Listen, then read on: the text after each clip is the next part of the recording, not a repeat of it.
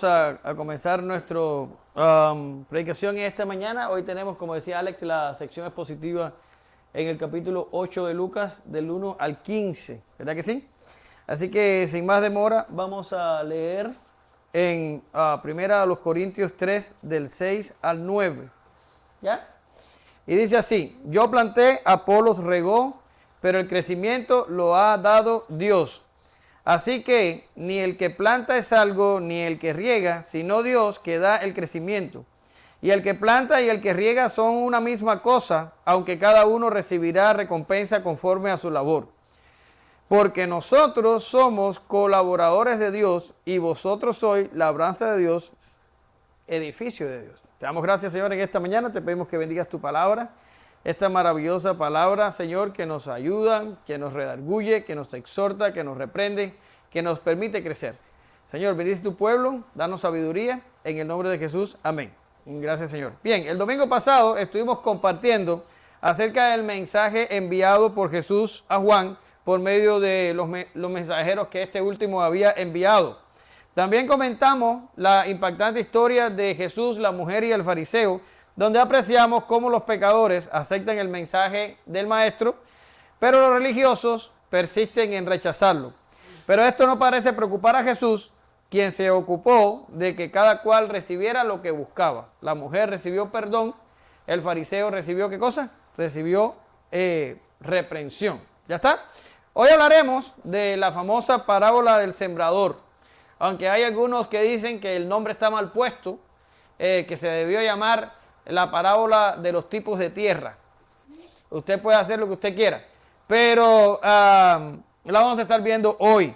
Estaremos viendo el uso que Jesús hacía de las parábolas, por qué Jesús hablaba por parábola, y por petición de los discípulos también estaremos repasando la explicación que Jesús da de esta parábola del sembrador. En fin, el plan redentor se va viendo en los escritos de Lucas, donde el rechazo de Israel abre el evangelio a los gentiles y vemos a Dios salvando de ambos pueblos para establecer el verdadero Israel. Entonces, en la mañana de hoy vamos a estar viendo los primeros 3 versos, las mujeres que seguían a Jesús.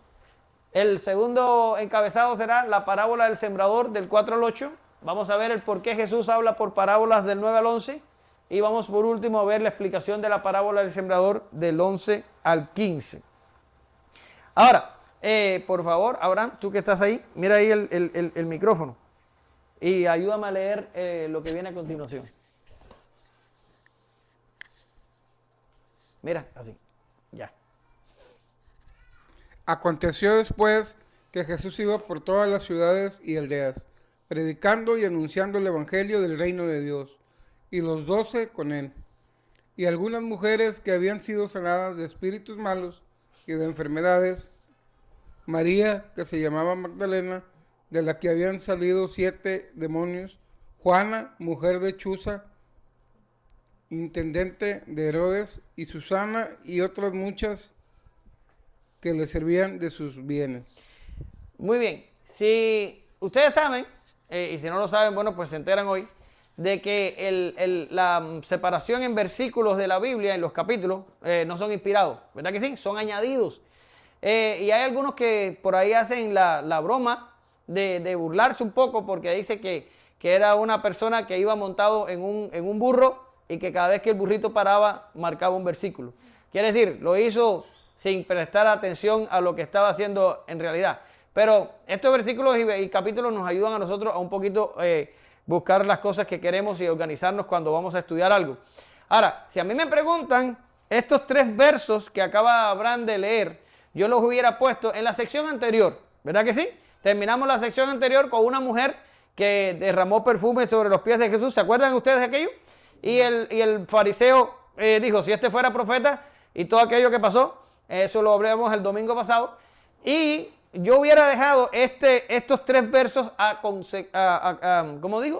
continuación de lo que había sucedido con la mujer, porque ahí Lucas habla de otras mujeres igual que esta, que llegó, la mujer de mala reputación, igual que esta, otras también alcanzaron liberación y salvación de parte de Dios, ¿verdad que sí?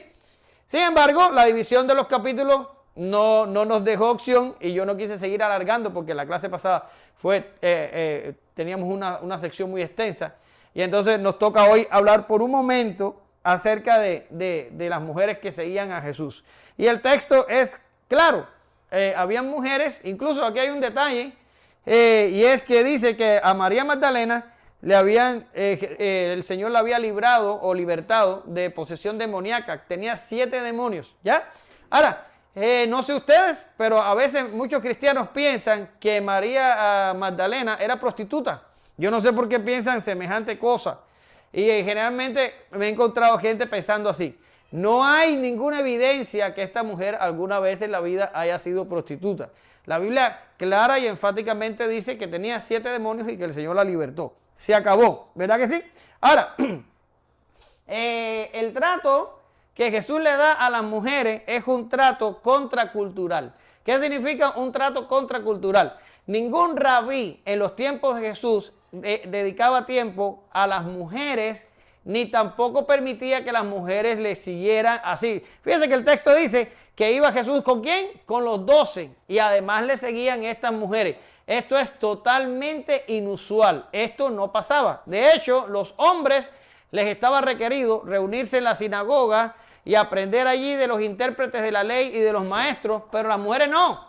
Las mujeres tenían que esperar en casa a que los hombres les enseñaran en casa. Yo digo, en nuestros días, si las mujeres se piensan que los hombres la van a enseñar en casa, están fastidiadas. Es mejor que vengan a la iglesia y escuchen a uno porque, sí, lo siento, hombres, pero generalmente los hombres no hacen eso. Ha sido mi experiencia toda la vida de que no sé qué pasa. Ay, Dios mío, santo del cielo, casi tumbo la... Ay, no, y casi la... Déjame echarme un poquito más para adelante. Es mi experiencia que, no sé por qué, en nuestros tiempos modernos, generalmente los hombres pierden el liderazgo espiritual de su hogar. I don't know why, no sé por qué. Se achacan, se afanan, no sé qué les pasa, y generalmente es la mujer la que carga con este tipo de responsabilidades. Mis queridos, eso es no es bueno, ¿ok? Nosotros los hombres estamos llamados a ser sacerdotes del hogar, pero bueno, ese es tema para otra cosa. En el momento que estamos hablando, en los tiempos de Jesús, que un rabí se rodeara de mujeres era sumamente inusual. De hecho, no pasaba. Jesús fue único en este respecto, en el trato que recibió o que le dio a las mujeres. Ahora, vemos allí, les puse Lucas 10:39, aunque lo vamos a ver en unos domingos más adelante, que dice que llegó a casa de Lázaro y dice, y que este Lázaro tenía 2 hermanas, Marta y María, y dice, esta tenía una hermana que se llamaba María, la cual sentándose a los pies de Jesús oía su palabra. ¿Ya? Ustedes saben la historia y la vamos a ver más adelante, que es cuando Marta dice, Señor, no te da cuidado que mi hermana no me ayuda. Bien, esto es también inusual. Las mujeres no se sentaban a los pies de los rabí a aprender. No hacían esto, era totalmente inusual. Sin embargo, aquí vemos de nuevo a Jesús rompiendo con las normas culturales de su tiempo y haciendo la voluntad del Padre. Ahora, te van a decir, bueno, ¿y eso qué tiene que ver? Bueno, sí tiene mucho que ver, hermanos, porque el evangelio, nuestro evangelio, es contracultural. Yo me acuerdo cuando yo estudié mi bachiller en teología, que nos enseñaron una asignatura que se llamaba misionología. Y en esta asignatura, no sé quién escribió semejante libro e hicieron esta asignatura, se enseñaba que el evangelio tiene que llegar a los lugares y adoptar la cultura local. Esto es totalmente antiescritural. El evangelio es supracultural, quiere decir, está por encima de la cultura y generalmente va contra ella. Nosotros no estamos llamados a vivir como el mundo. Nosotros estamos llamados a ser santos. ¿Qué es lo que significa la palabra santo? Que somos totalmente apartados, que vivimos diferente, que tenemos una diferencia entre ellos y nosotros. Si usted mira a su vecino y usted se parece a él, usted está en problemas. Los creyentes somos contraculturales, vamos en contra de la cultura. Y esto es una cosa que se ve en los profetas del Antiguo Testamento. Cuando usted mira a los profetas del Antiguo Testamento, eran tremendamente impopulares, ¿verdad? ¿Se acuerdan lo que le pasó a Elías? Que el tipo ¿cómo se dice? Se deprimió porque pensó que estaba solo Y se tiró y le dijo, Señor, solo yo he quedado, yo soy el único que te busca. Y el Señor le dijo, cálmate, cálmate, que hay unos cuantos más que no han doblado sus rodillas delante de Baal. Pero el hombre se sentía solo porque generalmente eran impopulares. Y los cristianos somos impopulares.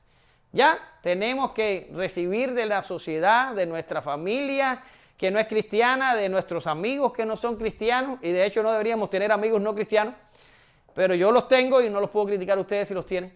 Y de todas las personas que nos rodean, que no siguen a Jesucristo, debemos esperar cierta clase de tribulación. Bien, si no es así, algo está pasando con nosotros. ¿Será que cuando nos juntamos con ellos, nos queremos parecer más a ellos que lo que normalmente nos dice la Biblia? Hay un texto por allá por Jeremías, creo, que dice que ellos se conviertan a ti, pero tú no te conviertas a ellos, ¿verdad? Y aquí vemos a Jesús asumiendo una actitud totalmente en contra de la cultura que le tocó vivir. Un buen ejemplo para nosotros. Y lo otro que quiero decirles a ustedes es que dice el texto que las mujeres servían a Jesús con sus bienes, y esto es impactante. ¿Por qué razón? Porque Jesús era el hombre que llegaba y alimentaba a una multitud de 10,000 personas, solo multiplicando panes y peces, controlaba tempestades, expulsaba demonios, resucitaba muertos. Era Dios, o es Dios, ¿verdad? Y ahora yo te pregunto, ¿qué necesidad tenía Jesús que vinieran unas mujeres y le ayudaran con sus bienes? ¿Qué necesidad? No tenía ninguna necesidad, porque él podía hacer lo que él quisiera y podía sustentarse él mismo. No necesitaba ninguna ayuda ni de las mujeres, ni tampoco necesitaba ninguna ayuda de los hombres. Él realmente no necesita la ayuda de nadie. Sin embargo, aquí Lucas dice que estas mujeres ayudaban a Jesús con sus bienes. Ahora, esto es maravilloso porque Dios de alguna manera hace esto y se comporta de esta manera. El otro día hablábamos, yo creo que era yo y Diana, hablando de la oración, ¿verdad que sí? Y decíamos, Dios conoce la palabra antes que salga de nuestra boca, y Dios va a hacer lo que esté en su decreto, no lo que nosotros le pidamos. Pero aún así, Dios te manda a que le pidas. El Dios de los cielos no necesita que nosotros le demos nada. Sin embargo, aún así, la Biblia nos recomienda que contribuyamos a Dios con lo que tenemos. No solo con nuestros bienes, sino con nuestro tiempo, con nuestros sacrificios y con todo lo demás. Estas mujeres seguían a Jesús. No es que estaban como nosotros, que llegamos a la iglesia una vez a la semana y ya pensamos que cumplimos. No. Esta gente andaban con Jesús de la misma forma itinerante.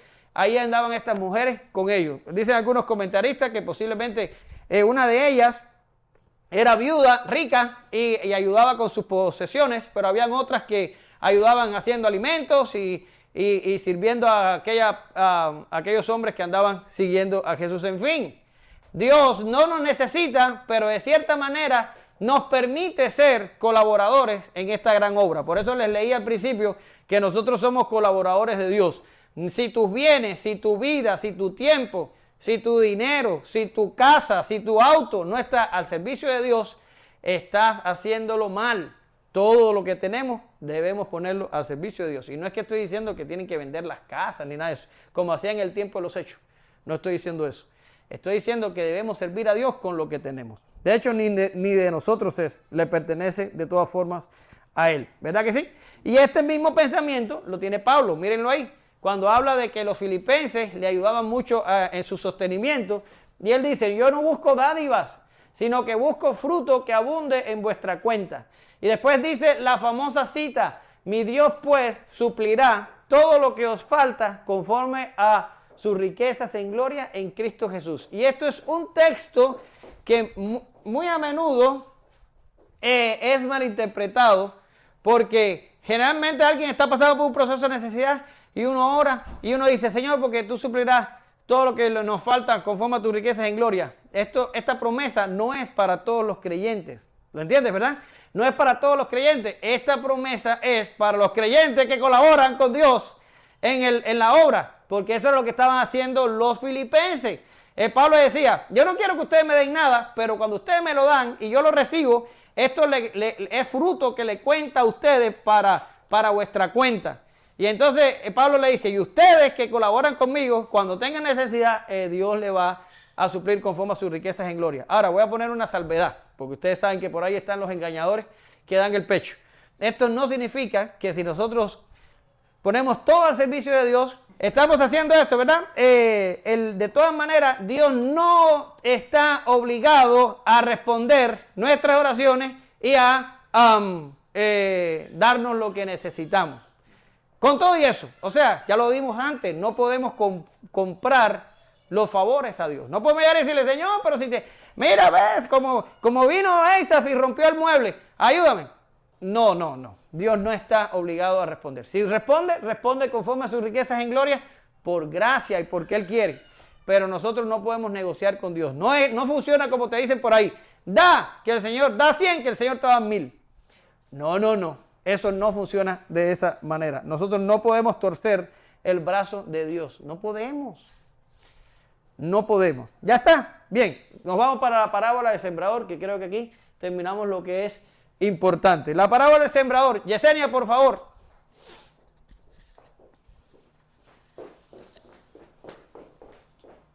Juntándose una gran multitud y los que de cada ciudad venían a él, les dijo por parábola: el sembrador salió a sembrar su semilla, y mientras sembraba, una parte cayó junto al camino, y fue hollada, y las aves del cielo la comieron.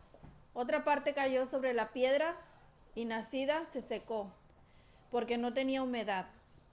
Otra parte cayó entre espinos, y los espinos que nacieron juntamente con ella la ahogaron. Y otra parte cayó en buena tierra, y nació y llevó fruto a 100 por uno. Hablando estas cosas, decía a gran voz: el que tiene oídos para oír, oiga. Muy bien, gracias. Bien, yo sé que probablemente para ustedes, o la mayoría de ustedes, que recibieron las clases de hermenéutica, lo que yo voy a decir a continuación es un poco trillado, o sea, ya lo conocen.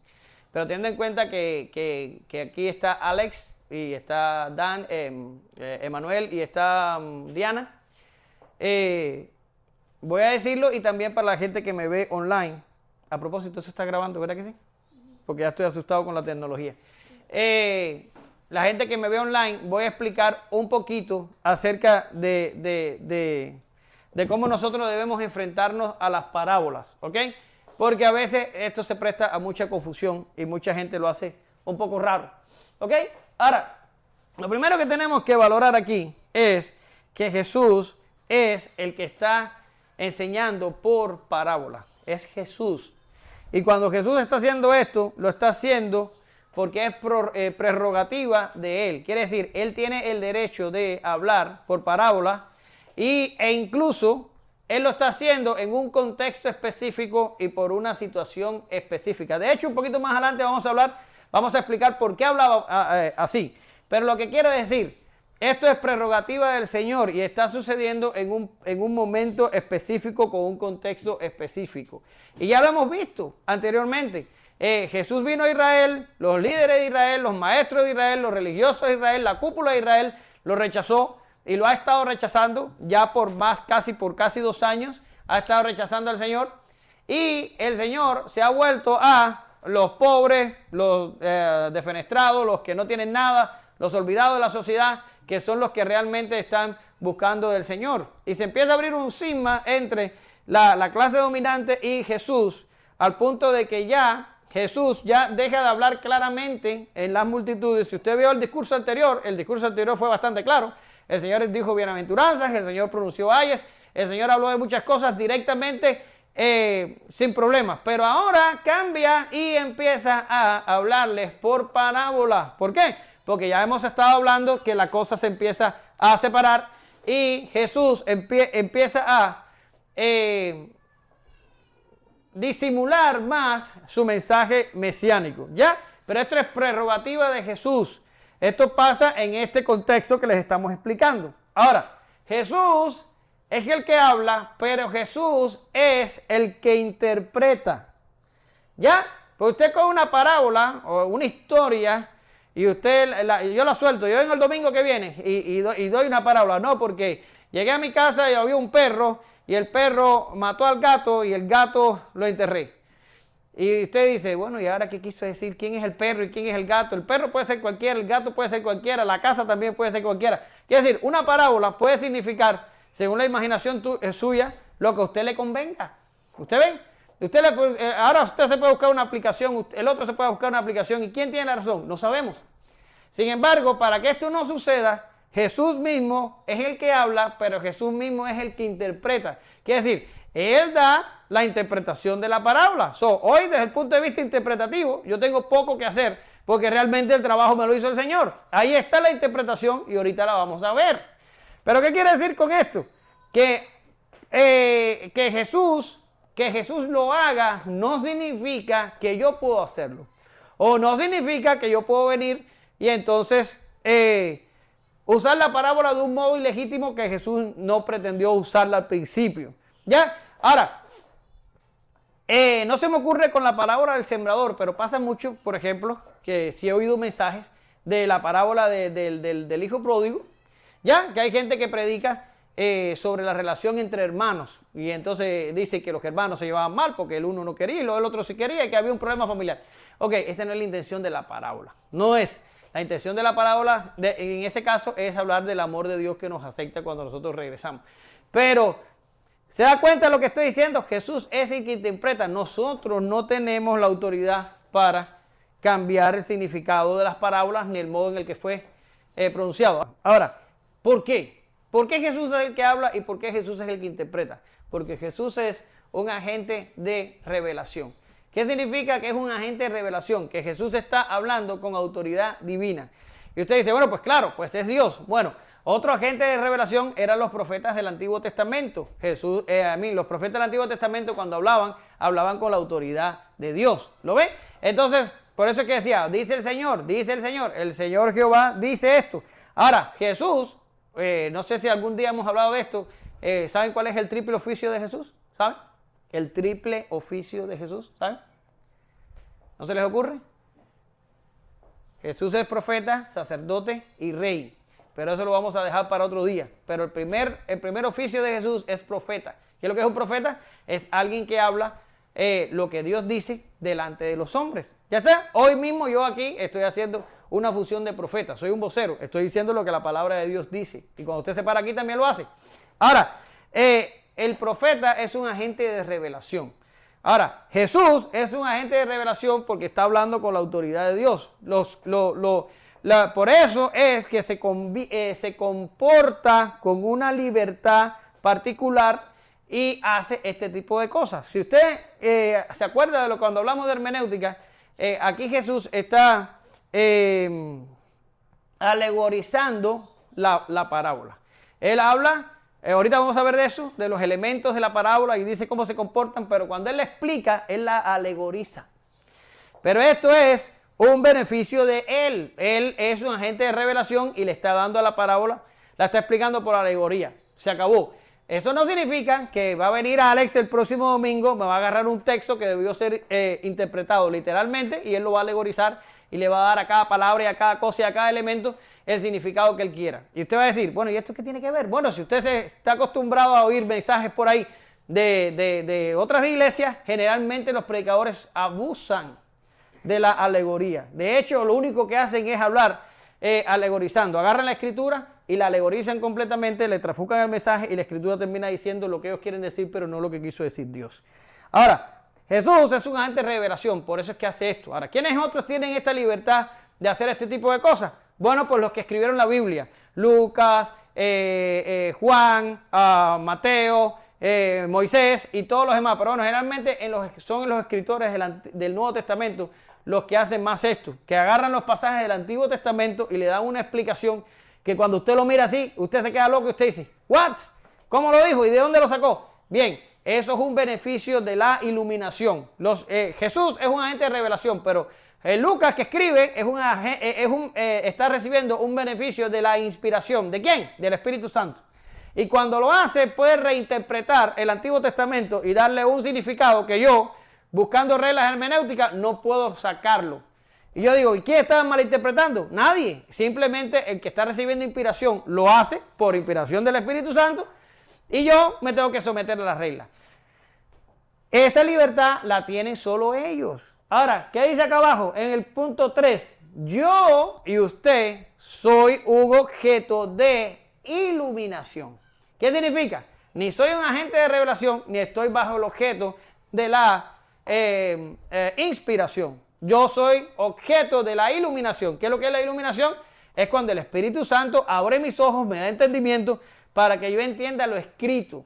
¿Y qué prerrogativas tengo yo bajo esa posición? Ninguna. ¿Puedo yo alegorizar un texto de la Escritura? No puedo. ¿Puedo yo darle una interpretación caprichosa a cualquier texto de la Escritura? No puedo. Por eso es que dice Pedro que la Escritura no es de interpretación privada. Quiere decir, yo no puedo llegarme a la Escritura y decir, aquí yo veo que está diciendo que esto es así. No, no, no. Yo tengo que preguntarle a la Escritura qué es lo que la Escritura dice y tengo que interpretar la Escritura por la Escritura. Esa es la ley de la hermenéutica. Sacra Escritura, suis interpres. ¿Se acuerdan mis alumnos de hermenéutica? Así funciona.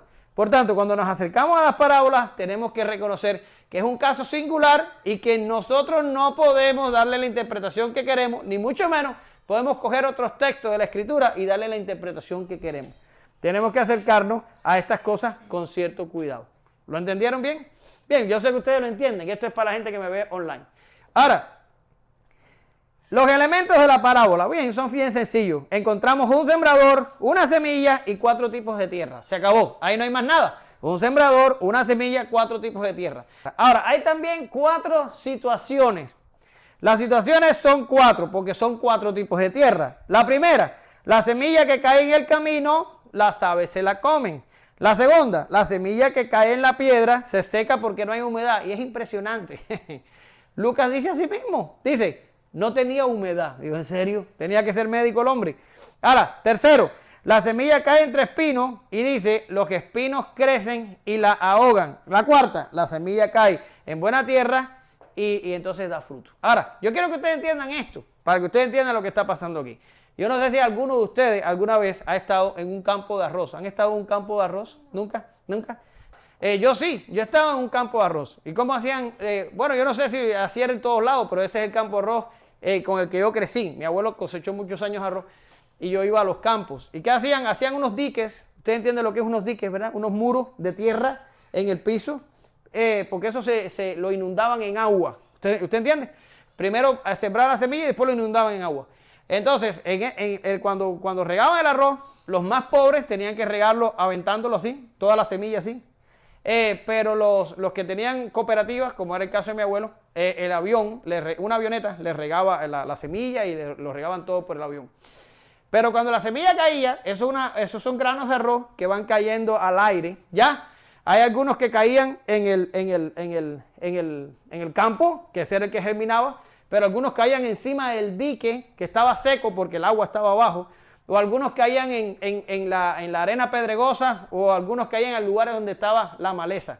Esto es lo mismo que está pasando aquí. Esto es un sembrador que está sembrando, pero cuando estira el grano, alguno cae en el camino, que va por la orilla del terreno, alguno cae entre las espinas que están sembradas ahí, que es maleza, alguno cae en la arena del camino, que tiene piedras, y esto es exactamente lo que está pasando.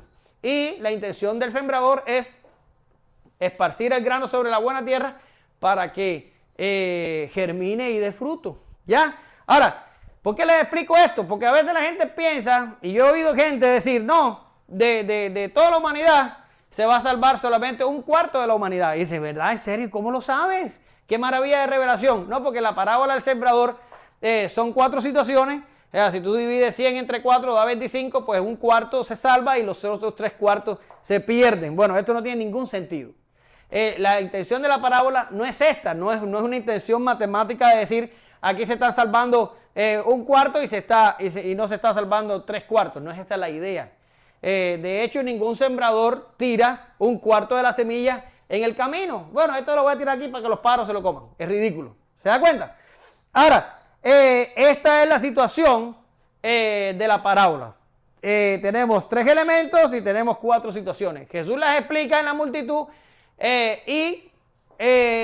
¿cómo se llama? Así lo deja.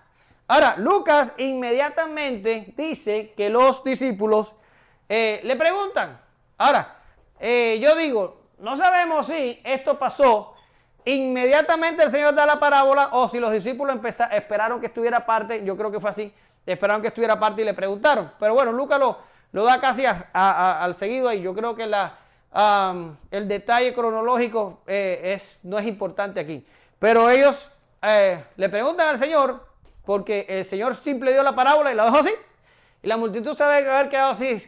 ¿Y ahora qué dijo? ¿Qué quiso decir? No sabemos. Bien, Diana, por favor, ¿me ayudas a leer? Y sus discípulos le preguntaron, diciendo, ¿qué significa esta parábola?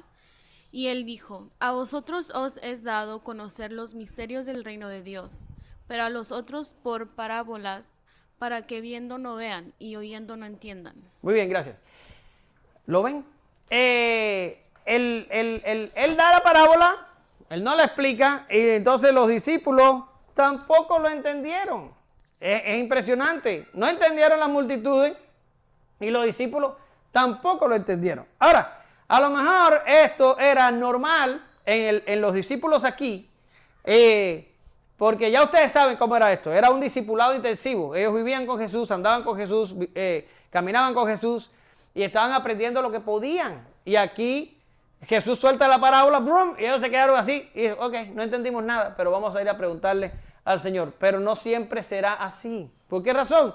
Porque el Señor prometió enviarnos al Espíritu Santo cuando Él se fuera. Y miren lo que dice el texto. Pero cuando Él venga, el Espíritu de verdad, Él los guiará a toda verdad. Porque no hablará por su propia cuenta, sino que hablará todo lo que oyere y os hará saber las cosas que habrán de venir. Ahora, ¿qué está pasando aquí? Si ustedes van al contexto de ese pasaje, inmediatamente antes de eso, el Señor dice, ahora tengo muchas cosas que decirle, pero vosotros no la podéis sobrellevar. Quiere decir, si se las explico, no van a entender nada. Pues es mejor que lo dejemos así y vamos a permitir que sea el Espíritu Santo el que haga ese trabajo. Quiere decir, los discípulos en aquel tiempo entendieron poco, pero después, un poco más adelante, cuando recibieron el Espíritu, entendieron mejor. Y usted se da cuenta que el Pedro con el Espíritu Santo no es el mismo Pedro sin el Espíritu Santo anterior. ¿Ya?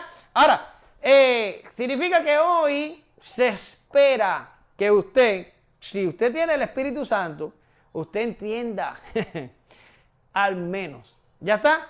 Ahora, puede que usted vaya enfrente a la Escritura y usted diga, no entendí aquí, voy a ir a donde está Omar a preguntarle. Pero cuando yo le explico, usted lo entiende.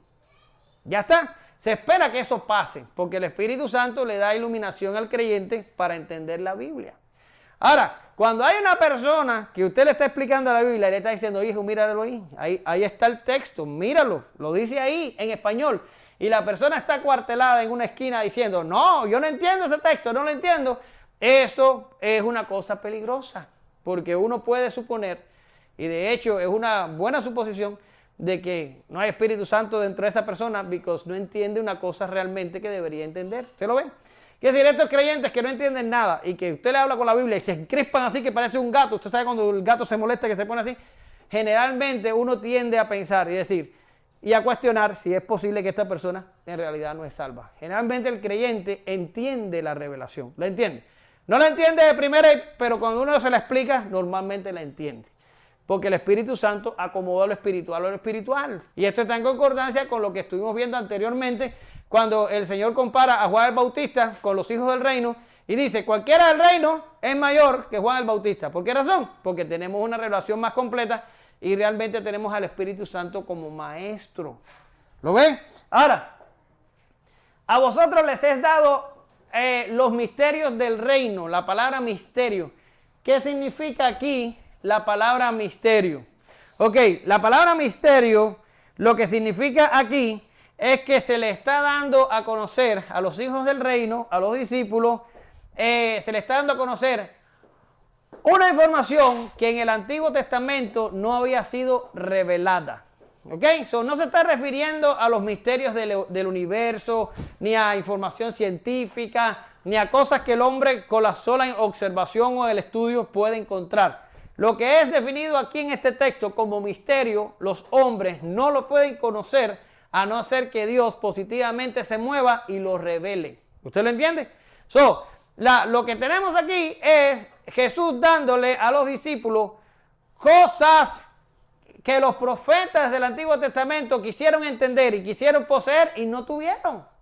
Y ahora el Señor le está dando a ellos la información. Si usted va a Colosenses 1:26 dice, el misterio que había estado oculto desde los siglos y edades, pero que ahora os ha sido manifestado a sus santos. Usted también puede leer Romanos 16, 25 y Efesios 3, 9 y va a encontrar dos textos paralelos con respecto al significado de misterio. ¿Qué es lo que es misterio? Es algo que solo Dios puede revelar y que no fue revelado en el Antiguo Testamento y que es dado en el Nuevo Testamento por revelación y que completa y explica la revelación anterior. Ya está. Ahora, después de decir esto, el Señor les dice algo más loco todavía. Y es que le dice por qué Él empezó a hablarles por parábolas a las multitudes. Y lo que estaba leyendo Diana allí es algo así como, pero a los otros por parábolas para que viendo no vean y oyendo no entiendan. Ahora, si usted va, porque este pasaje de la parábola del sembrador está en Mateo y está en Marcos, pero yo no quise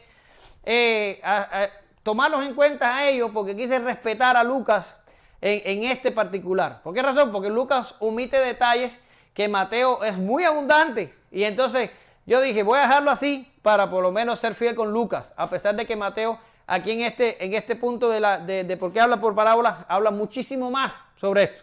Pero a la larga los tres evangelistas están hablando de una referencia que hace Jesús de un pasaje del Antiguo Testamento. ¿Saben cuál es? Porque es muy conocido. Es el pasaje de Isaías, cuando Isaías ve al Señor en su trono. Y el Señor dice, ¿y quién irá? ¿Y quién responderá a nuestro anuncio? Y entonces viene Isaías y dice, lo que cantan por ahí, ¿verdad que sí? Heme aquí, envíame a mí. Inmediatamente después que Isaías dice esto, eso está en Isaías 6, del 9 al 10, míralo ahí, lo tengo ahí en la pizarra. El Señor le dice, y dijo, anda y di a este pueblo. Ahora escucha lo que le dice el Señor a Isaías. Oíd bien y no entendáis. Ved, por cierto, mas no comprendáis. Engruesa el corazón de este pueblo y agrava sus oídos y ciega sus ojos para que no vean con sus ojos, ni oigan con sus oídos, ni su corazón entienda. Escucha, ni se convierta y haya para él sanidad. ¿Qué está pasando aquí? Sí. Oh, sí, definitivamente, positivo y todo. Sí. ¿Qué está pasando aquí? El Señor está mandando a Isaías con una palabra de juicio para Israel. Y aquí el Señor está tomando esa palabra y se la está aplicando a su generación y está diciendo, le estoy hablando por parábolas para que cuando me oigan no entiendan, para que si me ven no me vean y para que no se les convierta el corazón y para que yo no los sane. ¿En serio? ¿Qué está pasando aquí? Bien, antes de dar rienda suelta a la imaginación, vamos a explicarlo rápidamente. Lo primero es, ya les había dicho que Jesús, uno de sus oficios, es que es el profeta. ¿Y qué es lo que era Isaías? Era un profeta. ¿Y qué es lo que hacen los profetas? Los profetas revelan la palabra de Dios al pueblo, punto. Pero el pueblo de Isaías no quería escuchar la palabra de Dios, como mismo el pueblo de Israel no quería escuchar, o parte del pueblo no quería escuchar la palabra de Jesús. Ya está. Ahora, ¿qué ocurre aquí? Que cuando una persona escucha la palabra y él la rechaza o la confronta o la menosprecia o la olvida o cualquier reacción negativa a la palabra de Dios, esa acción de la voluntad del ser humano que escucha, lo que provoca en él es un endurecimiento a la próxima palabra. ¿Sí? ¿Lo entienden? Por ejemplo, hágase la idea que usted nunca en la vida usted ha tomado helado. ¿Ya? Bueno, eso me pasó a mí, porque lo que se toma en Cuba no es helado. Cuando llegué a este país probé helado por primera vez, lo probé con 32 años. En Cuba es duro frío lo que se come. Ahora, cuando usted prueba helado por primera vez, la posibilidad de que usted vuelva a tomar helado es muy alta, porque a quien no le gusta el helado en esta vida. Y vuelve a tomar. Vaya, le digo, por ejemplo, Alex, nunca ha probado. Alex, prueba chocolate. ¡Pum! Ay, sí, me gusta, quiero más. Y digo, no, espérate, que ahora te voy a dar de vainilla. Y después de caramelo, y después de guayaba, y después de mamey. Y mientras más helado le doy, más helado quiere. ¿Usted lo ve? Porque mientras más se expone, más lo va a desear. Aquí es igual, pero al revés. Cuando tú le predicas a una persona, ya sea Jesús en los tiempos de Jesús, o ya sea Isaías, en los tiempos de Isaías, o ya sea nosotros, en estos tiempos, cuando usted le da una palabra a una persona y la persona la rechaza, la olvida, la menosprecia, le dice, no creo, no lo acepto, no lo quiero, no es para mí. Esa persona es más probable que la próxima palabra la rechace más. Y mientras más la rechaza, más la va a rechazar la próxima vez porque va produciéndose un endurecimiento. Se va haciendo inmune. ¿Sabe lo que es el término inmunidad, verdad? Se va haciendo inmune a la palabra de Dios. Por tanto, el juicio aquí es que Dios le dice a Isaías, sale a predicar. ¿Cuál palabra? La palabra de siempre. Sale a predicarla. ¿Qué es lo que Jesús estaba predicando? La palabra, la misma palabra. Pero esa palabra provoca un rechazo en el pueblo y hace que el pueblo la próxima vez la rechace más y la sigue rechazando con más facilidad. ¿Usted lo ve? Eso es el endurecimiento que estamos hablando aquí. Ahora, cuando el pueblo ha rechazado la palabra lo suficiente, o vamos a hablar individualmente, cuando una persona ha rechazado la palabra lo suficiente, no puedo decirles a ustedes, ni yo creo que nadie puede decirle, mira, ahí está la línea, si la pasa, ya, no sabemos. Esto es algo que Dios en Él mismo, Él lo establece. No creo que nosotros sepamos. Pero llega un momento en el que Dios dice, le dice a la persona, ok, por años se te ha predicado, o por semanas, o por meses, quién sabe qué, y no has querido entender, te he mandado profetas, maestros, te he mandado rayos del cielo y ángeles de la tierra, y te he mandado de todo, y tú no quieres entender. Pues yo te entrego a una mente reprobada. Y es exactamente lo que está haciendo Jesús al cambiar de mensaje regular a empezar a hablar por parábola. Jesús aquí dice, ustedes no me quieren escuchar, bien, pues ahora, para colmo, les voy a empezar a hablar en parábola. Ya no me quisiste escuchar, por año y pico te he estado diciendo las cosas, no me quieres escuchar, lo que me quieres es rechazar, pues a partir de ahora en parábola. ¿Para qué? Para que si antes entendiste poco, ahora vas a entender menos. Es impactante, impactante, pero así es. Mira lo que dice Romanos 1:28 y Efesios 4:18. Y como ellos no aprobaron tener en cuenta a Dios, Dios los entregó a una mente reprobada para hacer cosas que no convienen. Y dice Efesios, teniendo el entendimiento entenebrecido, ajenos a la vida de Dios por la ignorancia que en ellos hay, por la dureza de su corazón. Y un caso clásico aquí es cuando Dios endurece el corazón del faraón en el Antiguo Testamento. ¿Cómo lo endurece? No es que Dios vaya y le ponga duro el corazón a el faraón, Dios positivamente poniendo duro el corazón. No, el que está poniendo duro el corazón es el faraón, porque una y otra vez rechaza la palabra. ¿Y qué hace Dios? Dios dice, ok, ahora te voy a quitar todo lo que te ayudaba a aceptar la palabra, te voy a quitar todas las restricciones de la maldad, te la voy a quitar todo para que tú te expongas al pecado verdaderamente y para que tú actúes verdaderamente pecaminoso y para que tú hagas el mal verdaderamente como quieras hacerlo. Y una persona en este estado es muy difícil que pueda ser convertida y que se vuelva a Dios. ¿Lo ven?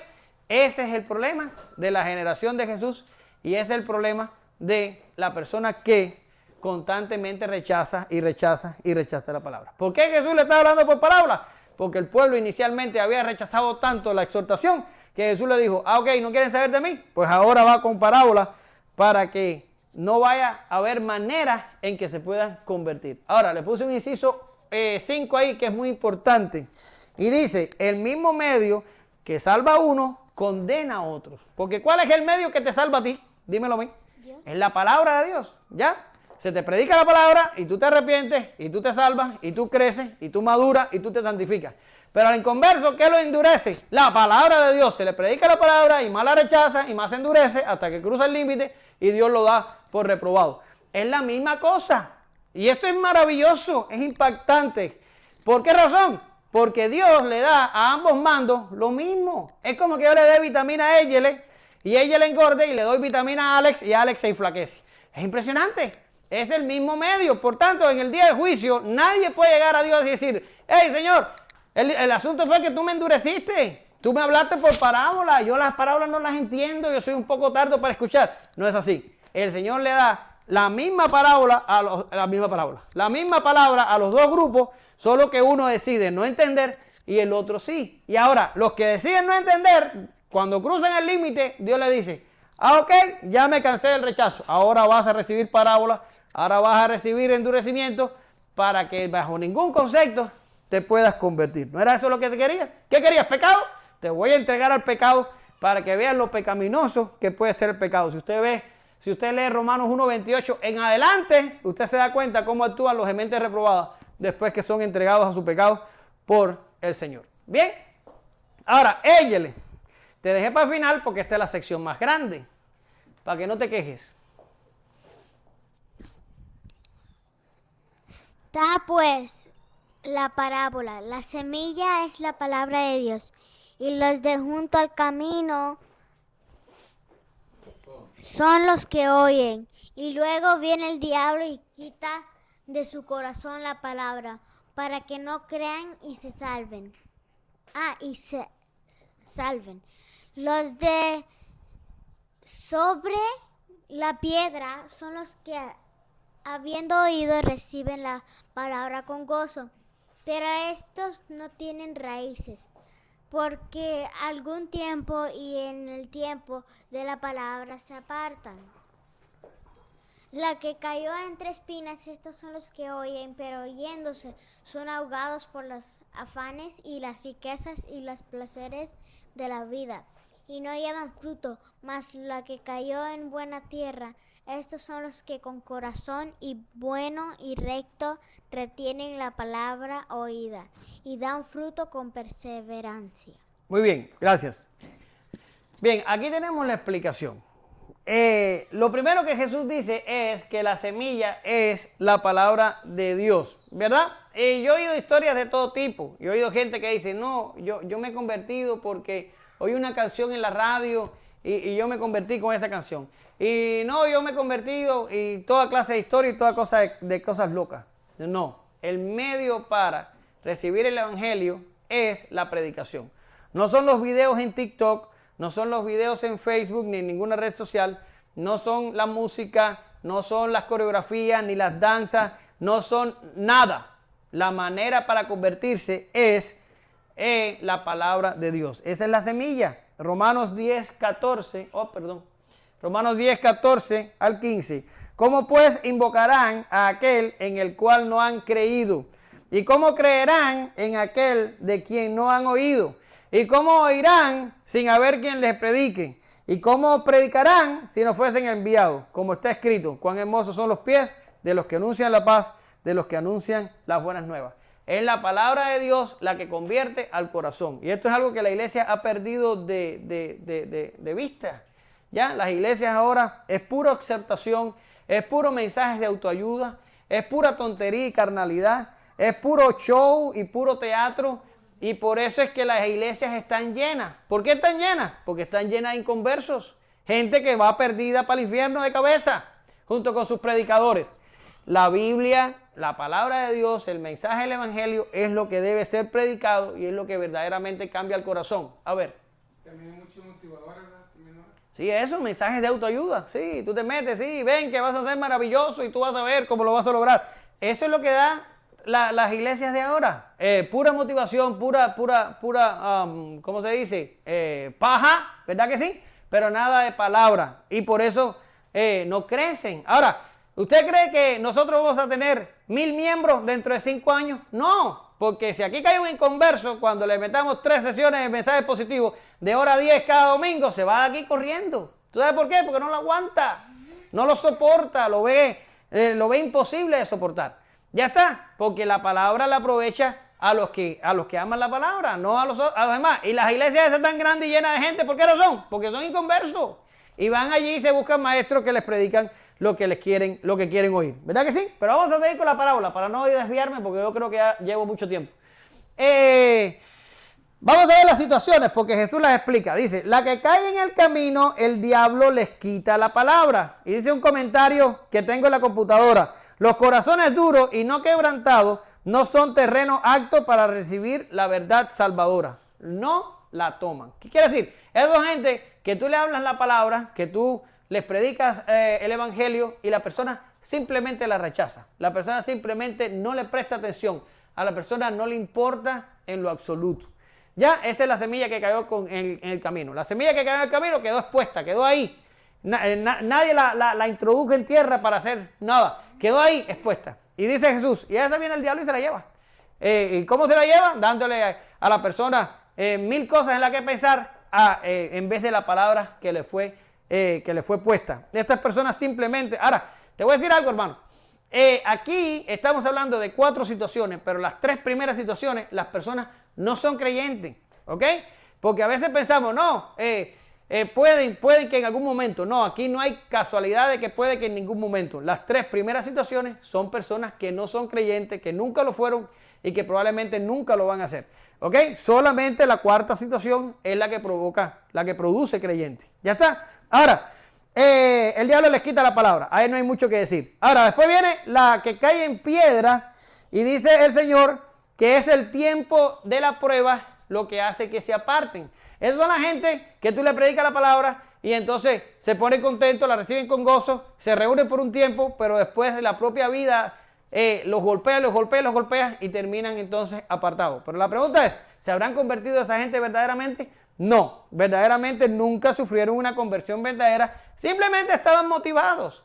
Ay, sí, voy a ir, ay, qué bien me sentí, ay, voy a volver a ir, y qué maravilla. Y de momento, ¡pam!, viene el primero y dice, anda, pero a mí no me explicaron que el cristianismo era así, ¡tan! Y viene el segundo.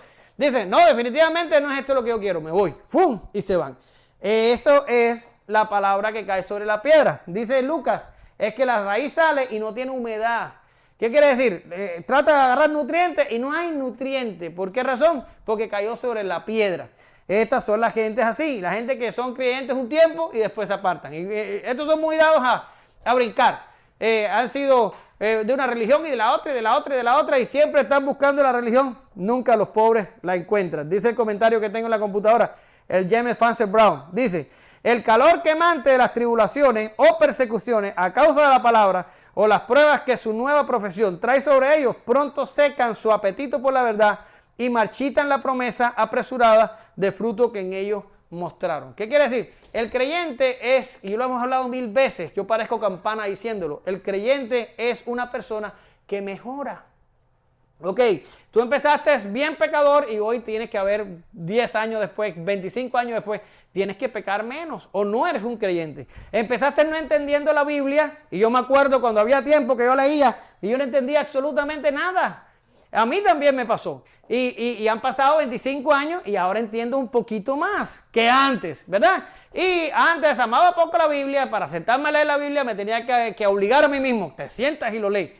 Porque quería hacer 1000 cosas y lo menos que quería era estudiar la Biblia. Y hoy amo más la palabra, la valoro más, la estudio más, la busco más. Pero si en la vida tuya las cosas van al revés y tú estás diciendo, no, pues yo creo que yo peco igual. Pues yo hombre, si yo no me siento a leer la Biblia ni obligado.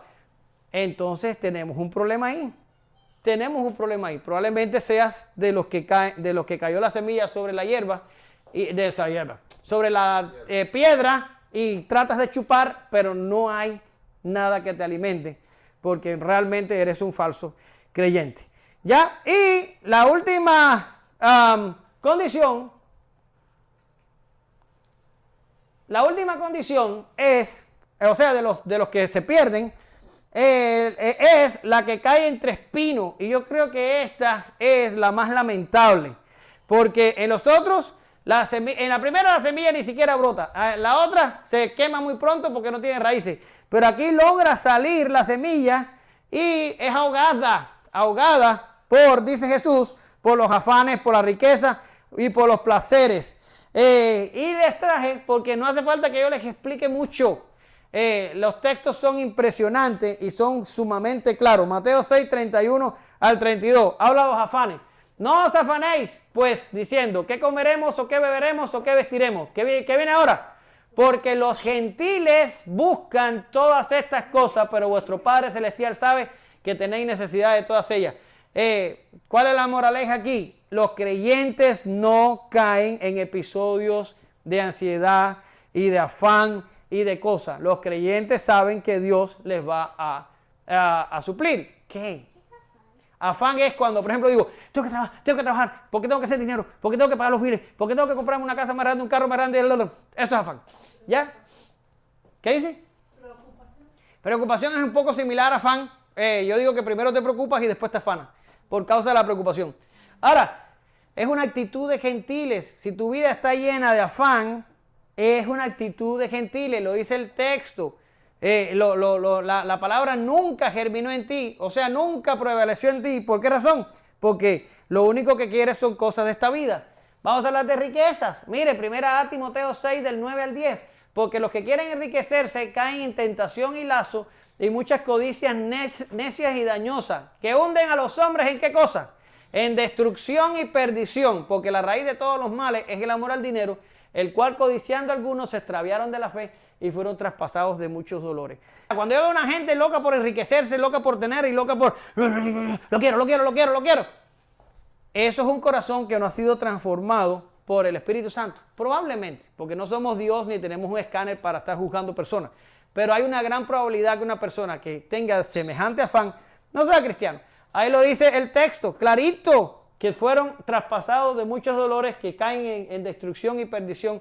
De hecho, el afán de riquezas y el afán de obtener cosas es algo que en la Escritura los que lo tienen, ¿quiénes son? Los falsos maestros. ¿Ya está? Ahora, lo otro, que son los placeres de la vida, dice 1 Juan 2:18, porque todo lo que hay en el mundo, los deseos de la carne, los deseos de los ojos y la vanagloria de la vida, no proviene del Padre, sino del mundo, ¿verdad? ¿Y qué dice ahí? Los deseos de la carne, los deseos de los ojos y la vanagloria de la vida, no son del Padre, son del mundo. Si tú estás lleno de eso, tú no eres del Padre, tú desgraciadamente eres del mundo, eres de la última situación de la parábola de los que se pierden. Son gente llenas de mundo y no tienen nada del Evangelio. ¿Y qué pasa con la buena tierra? Bueno, dice Jesús que el que cae en buena tierra, mira lo que dice, retiene la palabra y da fruto con perseverancia. Ese es el problema. En esta vida se viven los cristianos micro-Y. ¿Sabe lo que es un cristiano micro-Y? Es un término cubano. Micro-Y es como unas plantas que se hacían en Cuba que tenían rápido crecimiento. Tú las sembrabas, tú las echabas y ya salía la planta rapidísimo para arriba. Se le decía micro-Y. No sé por qué sacaron ese término los cubanos.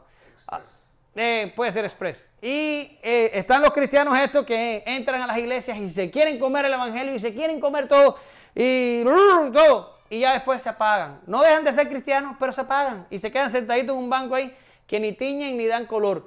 Y tú dices, ¿qué pasó? ¿Qué pasó? Los frutos hay que darlos con perseverancia.